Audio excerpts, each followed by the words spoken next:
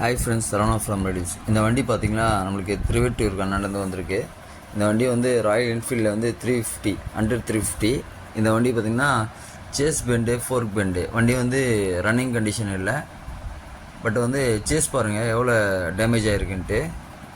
அதாவது ரெண்டு பக்கம் சேஸ் பழுப்புமே ரெண்டுமே வந்து ஹெட்டு கிட்ட டச் ஆகிற மாதிரி கேப், அவ்வளோ கேப்பில் இருக்குது. வீல் வந்து ஃப்ரீயாக சுற்றலை இந்த வண்டியில், அதனால் வீலை கட்டிட்டு ஃபோர்க்கெலாம் ரிமூவ் பண்ணிவிட்டு தான் நம்ம உள்ள வண்டியே வந்து தள்ள முடியும். ஏன்னா எல்லாம் தூக்கிட்டு போக முடியாது. இப்போ வந்து எல்லாத்தையும் ரிமூவ் பண்ணியாச்சு. ரிமூவ் பண்ண உடனே பாருங்கள் உங்களுக்கு பெண்டு எப்படி இருக்குன்னு நல்லா க்ளீனாக தெரியும் பாருங்கள். இதில் ஃபஸ்ட் ஆஃப் வந்தீங்கன்னா அந்த சைலன்சர் மவுத்து கிட்ட கரெக்டாக க்ளோஸ்அப் ஒன்று.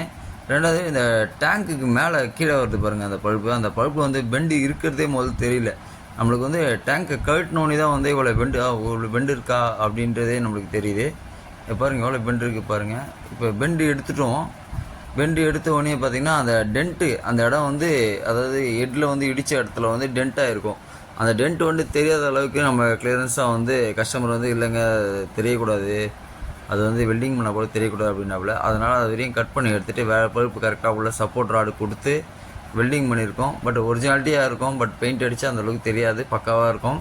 வண்டி கையை விட்டு ஓட்டுறதுக்கும் உங்களுக்கு ஈஸியாக இருக்கும், எந்த ப்ராப்ளமும் இருக்காது. சரிங்களா? அந்த கேப் வந்து பார்த்திங்கன்னா ரொம்ப முதல்ல அதிக கம்மியாக இருந்தது. இப்போ வந்து கரெக்டாக அந்த பழுப்போட்லேருந்து கரெக்டாக இருக்குது.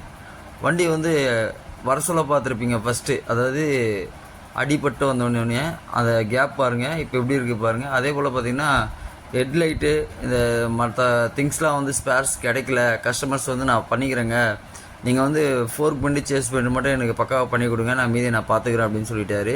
சரி, அதேமாரி பண்ணியாச்சு. உங்கள் வண்டியும் இதுமாரி ஆக்சிடெண்ட் ஆகி எதுவும் ரெடி பண்ண முடியல, இல்லை எங்கே இருக்குது ஒர்க் ஷாப் தெரியலன்னு சொன்னீங்கன்னா சரவணா பைக் டிங்கர் கான்டாக்ட் பண்ணுங்கள், பக்காவாக பண்ணிடலாம். சரிங்களா?